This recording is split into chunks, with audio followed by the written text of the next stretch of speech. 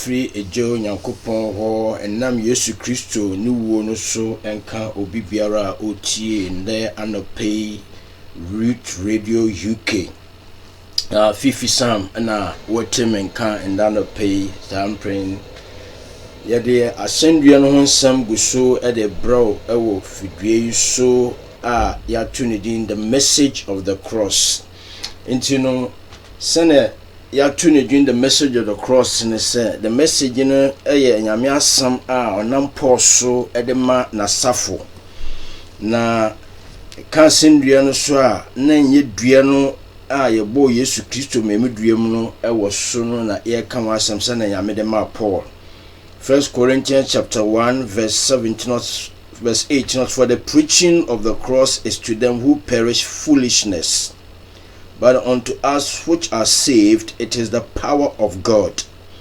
Now the preaching of the cross all kan wa han yefetwi mu anase nchirase mu na ekire asam asendua no ho asam nti asendua no ho asam no enye just preaching.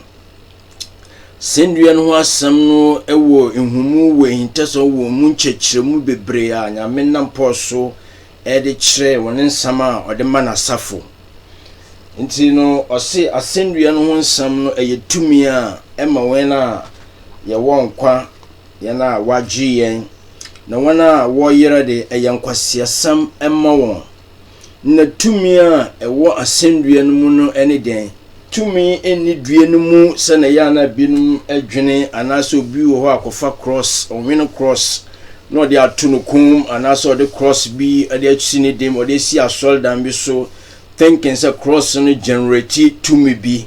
It does not generate any power. Tumi no ewo nkonkron no mu nkonkron na ekita power no ntino say asendua no nsam ye tumi a se original duana ye bo Yesu memuduem no se ye kuhunu mpo ye de betu ye dem ha it will not generate any power. Nemum abeifu e de wo ho bagim ameduana abaye some kind of magical things be a produce power be. The power is in the Holy Spirit. Nti so ka say as nkonkron bom so mo benye tumi a that means the power resides in the Holy Spirit. Inti support ka say asendua no nsam ye tumi a na sa na o kire say tumi ni wo Holy Spirit ni wo nkonkron no mu na nkonkron ye na dwuma enam Yesu Kristo na dwuma ye wo cross no so nti ye ka asendua is not referring to the name of ka edwuma ba ye no 2000 years ago mfi apemie no Yesu Kristo ba asase su ewuo no obewui no ema yedi ye ho obetwi abone ka nti ewuo no a obewui no tum bia nim in self say bia na yewu no sento moja no tumi bi wom ne ho kaka ho saa da bi Yesu Kristo Bible say he was crucified in weakness ahomro mu na wo bo no memuduam nemo tumi ni aje hu konkron mu na tede onyane no fi owufum because edwuma na Kristo beye no asonya meni ntini focus ni Yesu Kristo na edwuma a wa beye nemo se focus na ba na hunu edwuma na yeti ase a na yede akoma gidia na Holy Spirit ni ma ho kwan enya ho kwan eba ya brabo so beye edwuma yen ankasa yentumi yenye. That is the move of the Holy Spirit. Na yeguso aye ka asendua no nsam no menim say wo beti ase by the grace of God because nkonkon na lana eden chirase edeba na enti so wote menka fifisan wote ye brother Avon ka na asendua no nsam say Paul ka say mempese menhuni bibiara wa asafuchi say Yesu a ya bonu memuduem. Into the more we come out with the preaching, the teaching of the cross, the Holy Spirit by the grace of God, will let us know the truth, and the truth shall set us free. Nyame Yesu Kristo be we say wo ene mene ye bedi ye ho yetumi abo bra esefata konkron abrabo na kwanya ebefa so ya bo sa abrabo no eno ne edwuma Kristo be ye na ye nyamu ntiase na yetumi anantim Kristofu bebre na wogumpu kirem Kristofu bebre na binu wo pre wo bonim nyame Yesu Kristo mewu se yempre wo bonum oba se obagien efiri bonim nti so de nsama edikanfuru ne ma Paul ma wo kire emu se na ebeya yebetumi afaso etumi abobra kwanya we can tell you what to do, but how to do it no na ya naka obi be ka se bohu modern a modern bono as a believer no stay, because believer bia no ye genuinely born again no doesn't want to sin. Obi bia no sin ya me honhom awo no, he does not want to sin. Se boni e wo bi akumem na still he is enjoys, then that person needs to be born again. He is not born again. And you know, we preach Christ crucified. We preach Christ crucified. For the preaching of the cross is power unto them who are saved, but to the other people who are not saved, no, it's the foolishness. It's foolishness to them. Into no utie na no pay utie e was abia na yegusu awi adwun so awi atase. We determined ya we as susun ya kumese empese be huni bibiara chese Yesu ya bon memu de ntina Paul say, if I will glory me wo me ho e wa sendue no mu e den na wodue no mu e ye dwuma na Kristo be o cross no so ne hunem dua oka na ye dua ma be ye no oka boja Yesu Kristo na Paul so chechra na oboboja so obo cross so obo hunem dua no so ni nyina no o refer to edwuma Kristo be ye wo cross no so e de oji e de brain nimpa okra ade oji ade brain pankra nti enwie wala enwie wo sese ne ye Kristo no sara ne ye nante ewo no mu abrabo ye bo no ye mbo ne se de ye Kristo nara ye no by faith gidi ne ye gidi na ye nyankwa saa nante no mu na sese ye nante wo saa gidi no mu a eni se ye de ye gidi ko gina bibi foforo so instead of Christ and him crucified. Galatians 4 Galatians 3 Galatians 1 na dan mo adwene efrinika presented the cross to you na munam nwuma so na munya honhom na anasa munam gidi atenka me present the cross no e de ma mu na munya nkonkron no na nkonkron no so asema o kan wo Roma Galatians 3 ha na nye nkonkron mo esubo ende about 6 or UK time now will come to you again with the message of the cross. Romans chapter 6 aye gusu ye ya adusua ade wom a ebekoso ebie wonti ase ne ebie wakuma ama nkunimdi a Kristo bedi wasendua no so ayawo dia ayamedia. We are still learning. Asendua no dan kwa Bible say the death of Christ, the blood is everlasting covenant. A everlasting just say apam that no covenant no enwie peye into me ndina nemum sa apam ya eye Yesu Kristo ni wo bewu na ya apam foforo no mu ade ye no. The meaning of the new covenant is the cross. Eye wu na Kristo bewu cross no so na no enfeli da senti enfeli ne se ejina Christ so. The jina nimpasum nipa feli bebre na nam say jina Kristo so nti no enya de betumi fe, it will stand forever and ever, everlasting. Ne muntrase no na odema Paul anam so nano obi entiase na yetumi babrabo wo nkunimdim yemma bone endi yeso or say sin shall not have dominion over you, because you are not under law but under grace. Inti bone no entumi ndi yeso na ejire yentiase ewo adom no mu ama nkunimdi a ewo ho no nkunimdi ewo Kristo. Yenkunimdi ni njina ye modem boso. Yenkunimdi ni njina how best we can perform. Yenkunimdi ni njina church intentiemu ye betentiemu tenken say ye kumbonsam. Yenkunimdi ni njina Kristo so, ejina Kristo so. And if we go by God's method now, came, you just praise. A whisper, but that whispering will bring the devil to the end of itself. It will bring the devil down. Into no injina meso ejina Christ so. Into ascend we no some no ye gusu ye kan ye nwie kanda ewo edue so.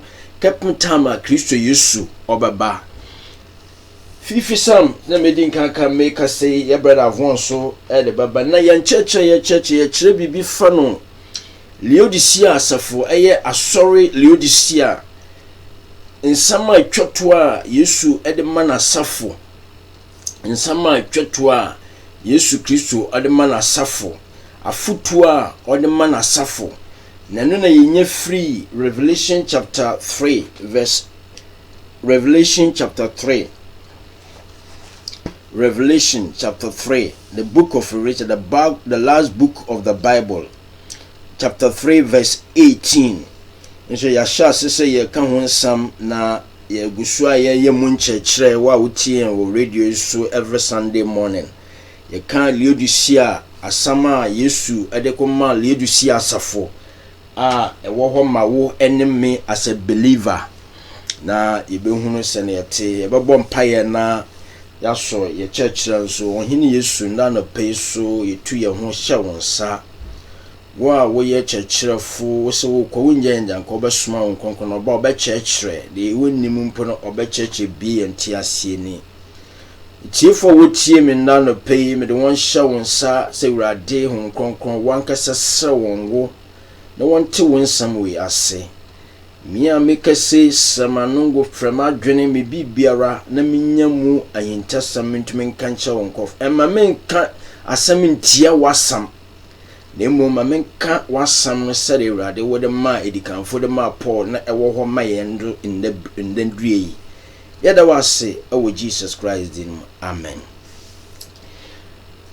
Asono Yesu Laodicea yedi yensam no esiso kan wasam ne Achobia na say futusam a Yesu enam so adema asor no enam yenim say asor ne kodim pempensu bia ene sa asor we no eyaye similar eyena ya baako nansa na yabeto so mepese ye hwe the book of Revelation sente ya hunhia say yebesua na yaye mu pensempa ye dey preaching every Sunday morning.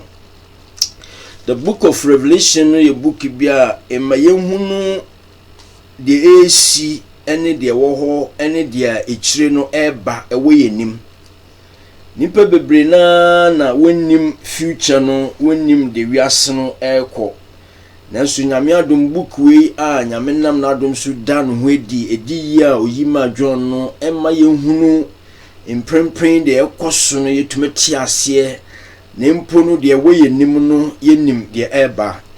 The KBB efana the rapture of the church and son of the revelation of the Antichrist and son of tribulation time and son of the second coming of Christ. Yana ejidifu biribi no yede bobom.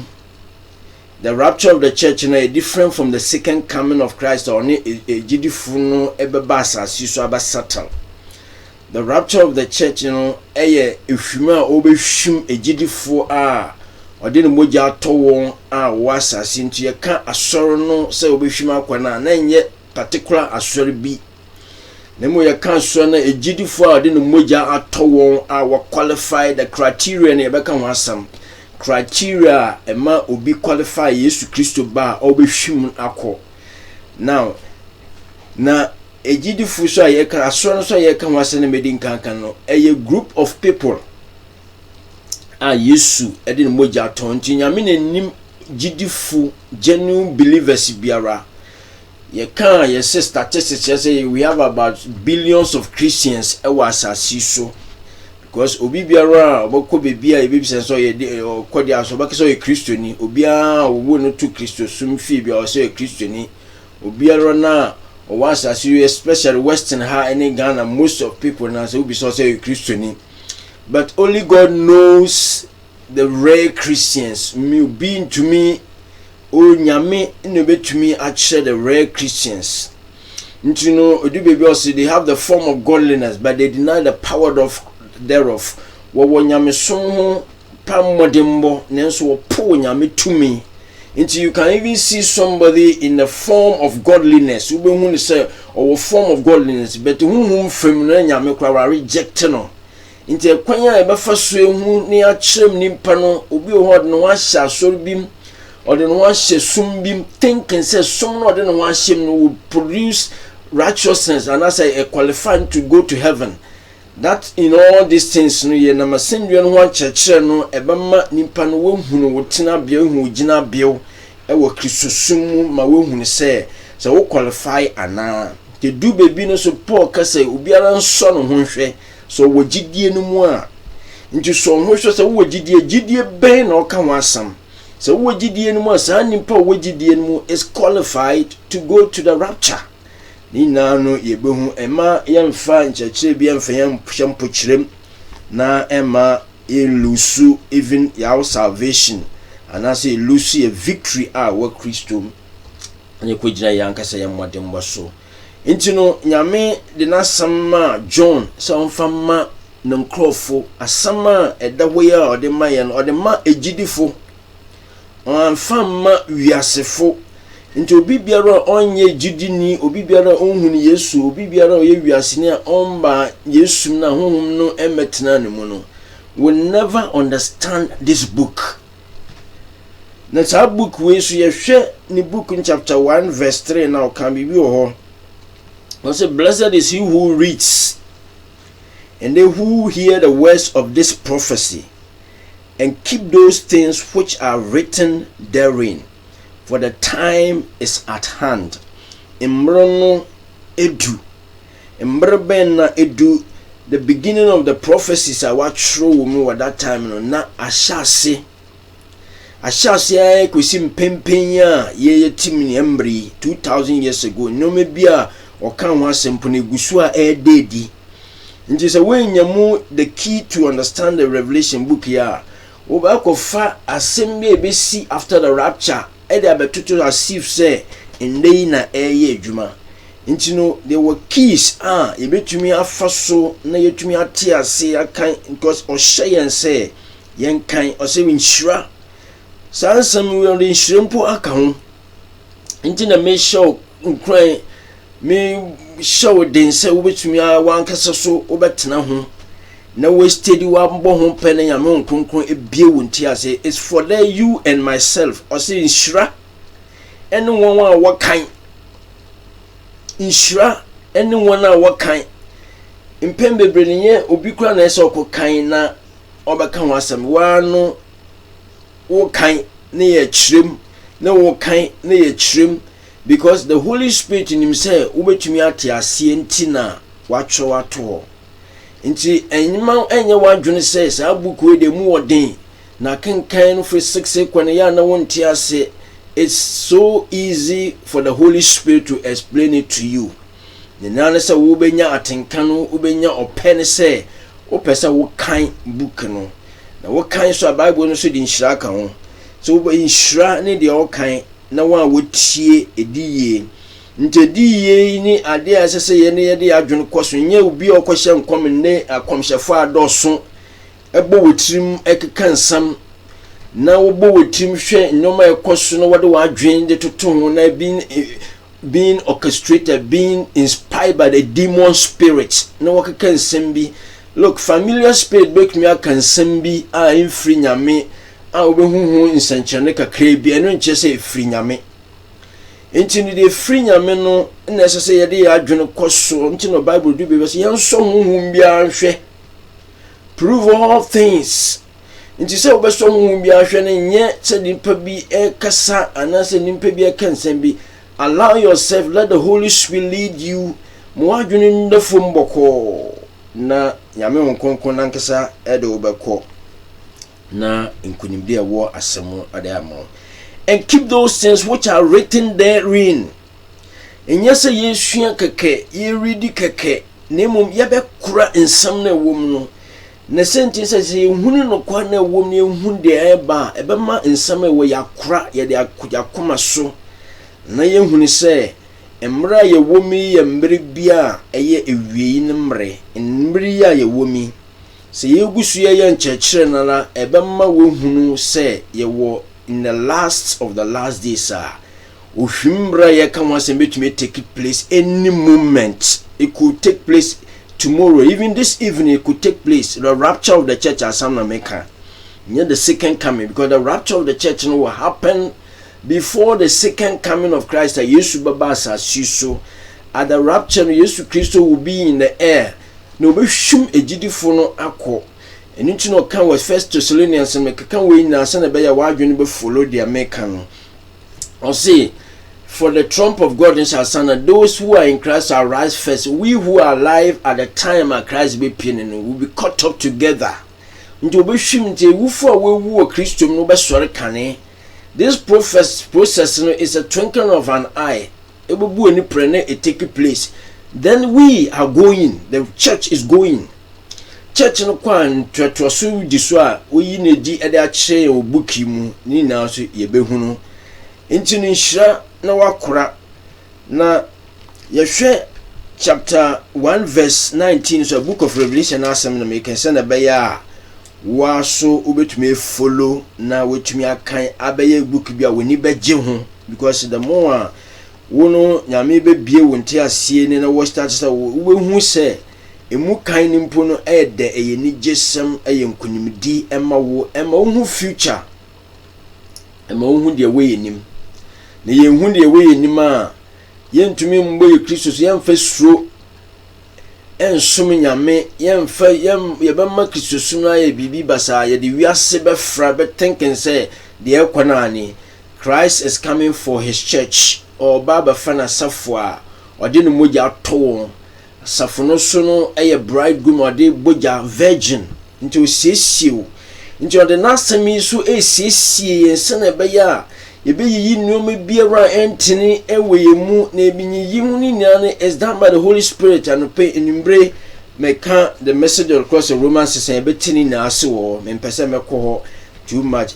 If you tune in at 6 o'clock UK time, ya the Romans 6 besanso aba na yenyenwi ncheche Romans 6, 7 and 8 na the end no obehunu no kwan de fa hudi a Yesu ebedi amaye no ebeye adwuma na obehunu se Kristosom no nya kundi, Kristosom nya kwa ejina woso, Kristosom no nya prapre, Kristosom no nyame nkonkon fawa ubenya asumdwe free nyame osia ya so ya deso ya kondwe bunya famra na no Christ ebema ya rest yemfa hip yemfa ndwuma ngu tifitim biem. Then when that rest will come into your heart and you will experience the power of God and the salvation of God and the righteousness of God. Na yen kunimdi so amen. Into no 19 no can be was write these things which ye have seen. 19 never mean the key to understanding of the book. Besa we share 19 verse 19 chapter 1 verse 9 Revelation chapter 1 verse 19. Me topic no ejina Laodicea safono so asora etwato no emunsam na ye kan wasa na me pese me ma wo hu ne nyoma bi before we go further. Eya na say yentumi lay down sa no me ya na enchechiremu no obinum tradesa nende no say koso kire you just preaching. We preach and then we teach as well. Sanebaya ubetumi atin no maybe ase. Yatete no me bebre preaching mu but yanti gospel na ase. Shranka nyame din se neya ye ko ewie no obiebie yanti ase no se knowledge shall increase. Nyimdi bedoso no enye wiase nko ne mu nasam no so no obebie yanti ase ni ama yetumi anante na yaso neni. Intino 19 also write these things which ye have seen. Sure there we who a man for wadwene. Senyame ekase two are write the two. Senyame yi chiro say eye pano na we yi mo wade gin we yi achiro write send a pano na tisa na ka chiro John. Di de ohunu no ose onchiro mon chiro de ohun na adwen e de fefa ho. Na mo onchiro de we hunu de wo ho. Any de wo ho any de we echi ereba. This is the key. Write the things which ye have seen. John enhuni bibi. John enhuni de he has seen something. Na sa you know book ye we chiche miensa ama ye hu one na yadin ka cho say write the things which ye have seen. What John saw was the vision of Christ in the midst of the candlestick. Ohun Christ ewo vision mu ohu Christ when enyim nyam mu John a church adwe no Christ ne ne benante ewo asasi so ewo honam fam nti Kristo ba asasi John na danse di odi so wo hu ni Christ wo so ne mu woni no tonse didi wo hwe First John and when I said we felt him, we handled the word of God, we handle no nti John no when Christ ba asasi so they walked with him when any din komo otie ni din oso ne mu the word of life Kristo ba asasi so no Bible say oyo nyame prekupe nti obefa honimdwi na obetena asasi so in the beginning was the word and the word was with God and the word was God and the word became flesh honam obeye honam nti as we point you to Christ no ye person focus ni ye Kristo ti John the Baptist so introduce Christ no kasa monhwe attention no ko Christ so amba me so fifisa me so attention na ko John the Baptist so he pointed us to Christ into us monhwe behold the Lamb of God who takes away the sin of the world no or the attention no e ko Christ so into the lamb no or the man no so kire say ogwan no na se so obewu ye adwuma bi ewuo ni nti no say the Lamb of God in the Old Testament where you on the empatadini Christ has come to fulfill into attention is going to Christ. In the we preach Christ crucified.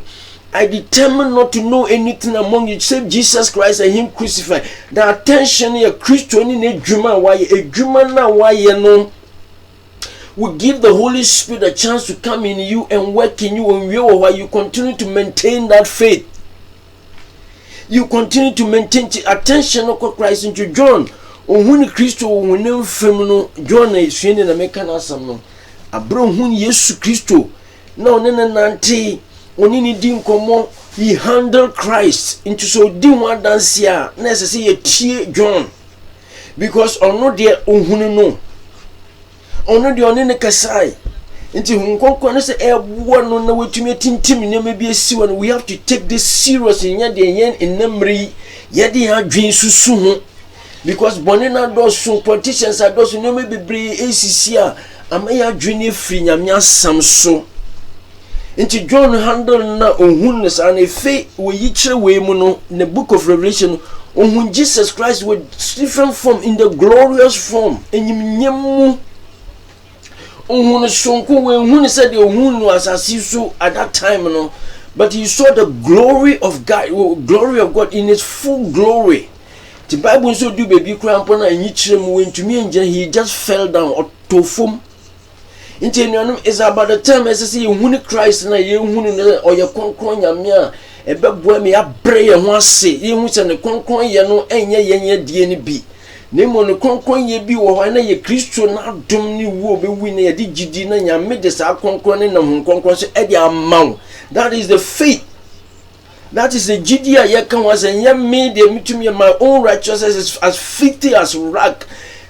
Me ye Kristo ni mpo still no me chen ne ye no engina Kristo so na ye tena ye nkumagufu.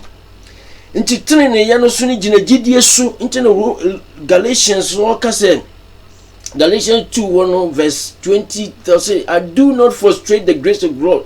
If righteousness attend and memory be so in nhye bi so ni nwuma bi so a then the death of Christ is invented then the Christ ni wo no anya kwanti na ye this some way e dey braw ma wetumi atiase watena so no mu ache you didn't know this truth ye tena mu che na ye hu sa no kwan ye dey bondage into me hwe nimpa bi na won judge say nimpa we twa correct it's only nimpa na anonim so ye boni bi osuma se. There are so many people who come out saying big things but ubehwe nkukuom na boni a wo ye atini it's only God but no kwan no na be ma me ma de me ho me hwe nimpa me hwe Kristo na djuma wa ya ma mo cross and that will give the Holy Spirit the latitude to help me to be what I ought to be. My yet said the Mr. Christo. He saved us to be like Christ. You ever say Christo? A process. A process and a process in your one day. We are born again in church. We are perfect. Your perfection still have to depend on Christ. saa no many nyina efrimu ye beka won cheche ye che so tofi mi che go de ade afegem ni nyina ye beka wo ho nti figem wo ye de wo fa no eye saa process na be ma impurities bi atiwu mu nyoma bi antene atiwu mu no hunkonko be yiye free wo wonye perfect prekope as a believer you still have some things in your life no epese yiyi free wo until God sometimes will allow you to go through some process and nam so yiyi sa nyoma ni free wa brabom until the day of Jesus Christ yenwie. And as we come to you through the word of God, asamnana yen asamnana yen konche obi enya born again is different. Obi born again once you are born again, you are a child of God. That starts the process. That is the process. You are 30 years, 40 years, and then say there are so many things in that. Abraham, my friend, he reached the point of 900 years. Ono ade na ho den coin anye yia ma no o produce Ishmael until so no be we say fide we wapem e wo honam no. Then God demonstrated his power until say ye baba ye coming to the end of ourselves. Yan kesen ye baba to deny yourself and take up the cross daily. Obi person di mechi Luke chapter 9 verse 23. So be person di mechi on pound which no fa ascendian one de bebiara ascendian so de bebian nya bre asam so obi no tum ka say wo fa ascendian ntina karabu name wo sa ascendian ntina wo kan sam. It's not that aye dwuma Kristo obaye ono Christ ne dwuma no ne so nyame ani nti dwuma no so nyame ani we by faith accept it, and then the Holy Spirit will demonstrate his power in our lives. That is how nyame na some ese komen. Nti se na make John osi on tro de we hunu ene de wo ho anyway echi de eba nti de we hunu no eye Kristo ni hintasam the vision of Christ in the midst of the seven candlestick. De John hunu no hunu Christ in a different form, in a magnificent way. Ena onenam kanie ndue no mu na on sure de wo so no ye agina ma asoro no the seven churches na ohuni no asoro so no ohuni no eno so no gina wo ma asoro no mbre, because 7 na nyame choose na there were so many churches and was as, but God selected 7 churches to represent something. 7 nyame ni mudi we emudi na 7 churches no gina wo ma the church age into no obra ofa Laodicea, ofa Ephesus, or Ephesus, Smyrna, Pergamos, Thyatira, Sardis, and Philadelphia ne Laodicea. Sa sorrow no 7 churches no age no home a dispensation of the church age. Into a solemn na egino home no from chapters 2 to 3. Chapter 2 to 3 ne chere asoro no or can na some churches no, and the 4 no all can be we echi ko ye chapter 4 na or just say we nechi asoro, which means after events na ye gusu ewa asoro no mremu ntina me pesa me concentrate, because we echi no obi so ma John no hunu de ekoso wosoro. That means after the rapture no, the things that will happen after the rapture no, 5 equal 6 equal na hunu say Antichrist ne yinanim ane na ebe ho ne nyoma esi wasasi so yendo ho, because we are still in the church age. Na wa asonum rim no so no ye hunu say asono hyase na apostles no ya me yusu wode ye na nyuma ye hunu difference no, ye hunu enamri near the two religious stuff ne hunu the difference abem. Na as long as ye till Laodicea there be ho teachings na se no ebe me ye hu se mrena ye du no ye the last days, the last end ye do aso na wie yi, but aso na wie ne the rapture na the end.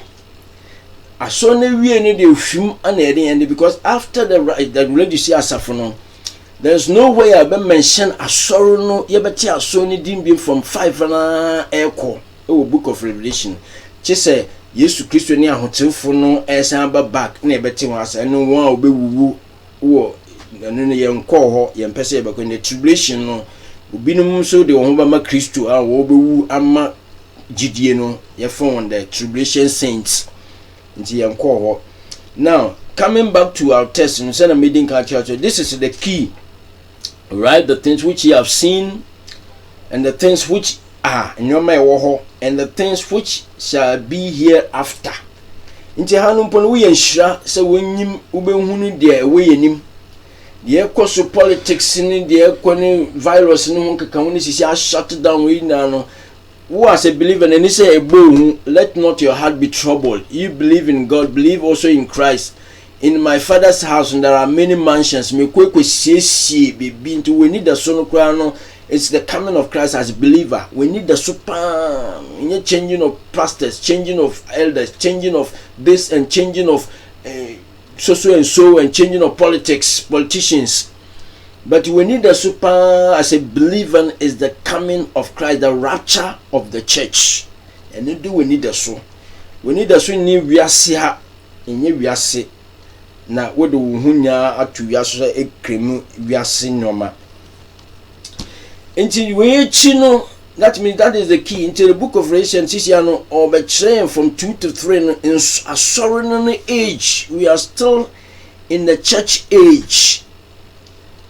We are still in the church age when a rapture will take place, and then neighbors are son ewie abene we are son sane yehun nei asam na meka. If you attention beko Israel man Israel so and when antichrist na ebe da wo actually some Messiah na were rejected no Messiah no was the right man Jesus Christ no nti na Jesus kan wo John chapter I think 5 verse chapter 5 verse 43 I think so. Osi maba wo meje din mi wanje mi na obi baba wo ne din mi woni de mo baje no Christ came in the name of his father no Israel for no rejecting no. Now he predicted about the Antichrist. So obi baba wo mi onu ne din mi oni de mo he was predicting of the Antichrist Antichristo. Obaba bada Israel fo e was akwan so amawaji onu edi se Jesus Christo na obewi na omukum ne onu ne Messiah na onu mum ne Messiah. That is deception. And also no yebeka ho asam da achi. Now coming back to our topic no ye Laodicea asafo asam no nti no wo asor biara no wo message a nyame de koma sa answer 7 na of fire no nti message o de koma sa answer no of fire every at the end of it no wo be say de waso no ontie de honhom no eka nti the first say Jesus ka say de waso ontie de honhom every section biara of the church age ni biara no nyame wasam o kafa asor no nti no asor no so na o kan wasa we no anjua ma wiasefo o tro ma egidifo me pese me santi mbiem o tro ma egidifo at for all time nti won a wo na wote ase 1000 years ago no wo kan sa book we nti wo kan sa book we na wo hu setama na Roman fo no agi asor na temu no Roman Empire omo make asor no as the state church ni na no wana wo waka kribi na na wanya nyame de na honhom na hye wo hu ni se mmere na ye womni ni because the was no tie the honhom no e canted every dispensation biara in the church age no every time every period biara in the church age no wo be hunu de asor no pempes no wo be hunu times no nti yemri ye Laodicea asafo na ehu se Laodicea asafo no age no ma yemri ya ye we ye time mi Sentia make us answer so message or command no can't sikasam or say no can was a winner. That means they were boasting in money, material things. And then again, you what is the Holy Spirit teaching you about the church now and so in general? Me can't so now me can't because Nyame one mba ewom, Nyame one mba remote ewom. Nti asoni in general they Jesus Christ now he's not even the head of the church. Nipa de na dream or the govern asoro no. Nti nyame he's now resorting to individuals. He's speaking to individuals. He's touching, he's delivering, he's saving individuals out of the church's crown. What she say? Saving the individuals. Into when we come here now, we are coming to preach what will bring salvation to you a yenti biem e wa so no mu yenti biem e wa so no mu. Now your topic no na makasa Revelation chapter 10, giving you the background so what you say asoro no Ephesus no was send na omo ya omo nyoma a nyame nkonkon bo wa baso so obo wa baso de wo to sin wo mu oba mu be kan was ambre no apostles no time no if you was Smyrna Leodis a friends Philadelphia no meeting ka Philadelphia na kwa the missionary time no time na asofo a we raise one from abrochiri American they ba all over the world with the missionary work e bi na Makion one Pentecost ni say Makion and nam so ba be pie Ghana obetia so that was the missionary work in the revival say free mobile ni nyina no we friend le Philadelphia asono message wutwemu a obehu yegusu a Yesu na obetia ase na yehwe mpempren Laodicea asafo no ehu sa asono kodu mpempensi bi akoye sika yedi hu adanse for years back na nsia na obi ye fresh of mpo a na odwane na so fudi no mpo abeye abeye business nti no de na yehu no ose de honhom no de waso no ontie de honhom no ka nti honhom konkon na etintim nyame asemi e de amaye wa ha enye ne efi na obi be hye nkom a contradict de watchura to wa mayen is for us for the believers. Nti so obi be hye nkom na ni nyame asem we no nkwa rejected Bible say yenso honhom bia nhwe obi ba keka nsem bia ene nyame amfa nkwaje mma insama emma won ben Yesu insama emma want depart o emma wo free Yesu ne dwuma wa ye no ho ede ko gina bibi foforo ho nti no say yentumi ante nyame asem sa ye ma fe the things of the Bible na say ya turning to become some rituals bi abaye abosom krampo abaye emma bon say the movement so ade no engine nyame asem so ndada bebem no demons get involved person me timi biem the moment asamono ye presenting wrongly na ebe magidie na kwagina bibi foforo so outside Jesus Christ na adwuma we waye o cross so demon spirits get involved. Into John Peter Paul cast in the last days and some shall depart from the faith, giving heed to seducing spirit and doctrines of the devil. Binim be free gidi ni mu gidi na ye wo mu no obinim de ncheche fon cheche a engine nyame asam so be ma we free gidi mu thinking say nyame nasam nti asese ye hweye na original Christo age wo no wo be hu if you are qualified you know the Holy Spirit will bear witness e be di mu adanse sama ye kin sam ame hu to mu a you know it will bear witness ye bi na be force obi. Don't force obi to drink the water of life. The open whosoever the open in skomedin no ombra I say the skomedin no ombra and since come the wa you come to the river of life eye Yesu Christo we preach Christ Christ present a wamba we know. Behold the Lamb of God who takes away the sin of the world. Nti ye boni ye timpo as a believer mpo boni mpo na enu wudi esia your solution is in the cross.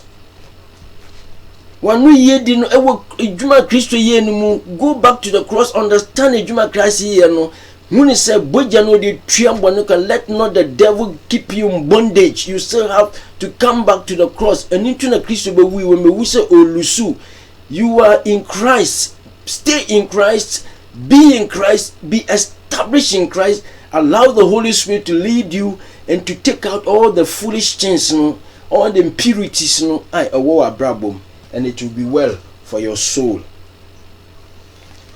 Now,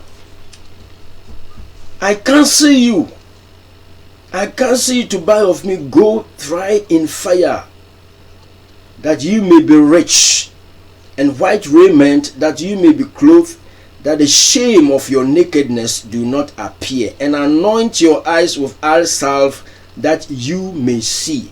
Afutu we na nyame edema Yesu de ma na asafo no so nye asori bi asafo no yawo enemy as believer. Nti afutu yi ofutufu no wa ha ne Jesus Christ. Yes, so many counselors are be asking so no. Ofutufo no eye Christ na okasa wa. He is advising, he is counseling. Na futu sama ode maye no. Yehu se afutu sam no mu ena on chen se yento infini nchen. Yento infini nchen. Nti as long as asore nemri aye so much busy. Twin material things. One was came. I should be but no say asore chicha cars. Asore bi but no say chese we ukoma ubenya ho. Asore no chese se no mu ni depend on material. Honemu nyoma ahunyade. And then Christ through this message in the church say mo se munya mo ho. Munya muye ahunyafo na muhia hwe na when Christ came in or say muye wretched, naked, miserable, poor and blind, muye mobrofo enifrafo poor and naked muhu da ho me pese me team 17 no because and they and so they are so much concerned about material things. In the Philippians 1, Philippians I think 3, one of the endings of church say there are so many apostles, so many believers who are enemies of the cross. Now when you fun no what we are when you go say any in your wash when you go say into the material things no they follow when you fun it's their God. And if you do not understand the cross now, you will stand against the cross no. Thinking say we people no Bible no can and what Philippians that they are enemies of the cross. That's what they are showing. That means they are looking to themselves, they are looking to things outside a human Christ here or cross also. Paul say about what we want, about what we are sending mu. Ye what we want be biam can a human Christ to ayo cross also. Nte dwuma na Kristo ayi wo cross no so ene no de ogye e de brain mpakra ene na de onkunimdi e de brain mpakra into you as a believer no onkunimdi is in the cross. You as a believer no winshira is in the cross. You as a believer no wodachi is in the cross. Into the cross, we preach Christ crucified. Tell me, didn't catch us a cross and just a cofedia. Then, son, cross of a tone also. Name point to a Jumano, the work, a Jumano will be wookake. Obe we Emma, obe wutria boneka. We mount to wutria boneka. I want your attention to go to the work that he did. I want your attention to go to a Jumano on a year no. Don't let anybody distract your attention, put you on the bondage. But Nyamia Samno chance the moment you accept this and then the Holy Spirit will come in and be your helper. He is going to help you to be what you ought to be. And you be is the Holy Spirit. For the law of the Spirit of life in Christ Jesus has made me free from the law of sin and death. The only power that can deliver me from that is the power of the Holy Spirit. And the power of the Holy Spirit so ben mefesa ejina ejuma Kristo ye wo cross no so enye wo nemu ye Christ take up the cross daily. The person oje onu anu ka he will lose it. No more they will lose no cry and na mirror the Christian he will gain it. Lay down yourself. Yema yourself nda. Embare no yensuma yensenya bone nkwa na esie no yourself me meaning you have to bury it in the cross. Allow the Holy Spirit na enyane Kristo no enye dwuma. That is the method. That is God's plan. That is God's prescribed order of victory. Nyame ankasa na sam no nam sa akwa ni yanim. But by the grace of God no yehunu sese na enye nnwuma in as good as they are, no, they are not the victory. The victory is in the cross, and the Holy Spirit will produce the good works in you. They were saying you pass on continue to do it until the day of Jesus Christ. Now, tofi menchen no yemfa sika na yede to Yesu ka se yento mfini nchen gold ya de afegem na yesika in the sense sika no asoro nna no ayeso ma busy about money na yeton Yesu no yeton no. Christ is telling us yesika na yede beto bibi efiri nchen yentumi nto yenkwaje na mum de wato no aye ne moja o de ato dada wato. He has purchased it. The blood of sin ye scanning dwetai. Name the precious blood of Jesus Christ, no the toll redemptive power price no, or the toll or the toyen fro when some to me ase. Into a tono ye Christian mojo be no, he paid in full. Utriaka it's in full yami man ye bibi and tria mean to me ye bibi in trias a cano. Mean to me ye bibi and to me fan tria me bonnet. Mean to me nye bibi yara was asitue nye good works to pay. Cornelius yes anomani nyina bompaye obi wasa tatam no ni nkwaje but no yes anwuma we nti Paul say nye nwuma na yawowoye mo nemum adom no. We have to understand the cross. You have to understand a human Christ ayo cross so na wo de wo to so then we allow the Holy Spirit who is God to take you up and lead you into righteousness. Lead you into righteousness. Into this year, what I see, one kwaji, your sanctification. I want to abrabo na hum na tete and what tea and free tea no maybe feel that is progressive sanctification. Ye the train glorification. Aye ushima ye kan wasam no. The ushimia hunemdwe we no. Ebesisa ebeka to have a glorious body. Boni biarum pe nim adwon boni nim last akono. Yedi eni ho biem se wo hu bibi na wo kondo na boni nankasa no ewo akomanu mumma na the same time you proclaim gospel no. This is just by his grace. Just by his grace. Nyame adma 6 o'clock I'm coming to explain the Romans 6 no, Romans 7 and Romans 8. Na yebe hunu no kware no na yenim yeti aso no mu ye koba ye de ti pempem adwom boni preachers fighting against themselves, fighting na ye cross no ho oji no ho bon samso gine chire no osre. Our victory is in the cross. Our prosperity is in the cross. Our deliverance is in the cross.